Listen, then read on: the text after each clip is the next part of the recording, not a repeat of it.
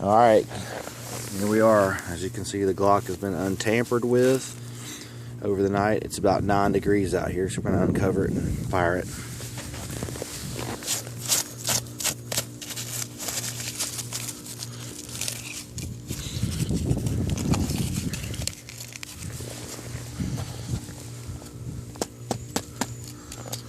Trigger's got some yuck in it.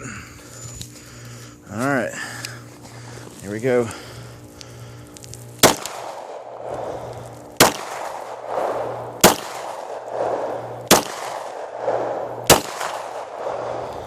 Slide locked, functioned as it should.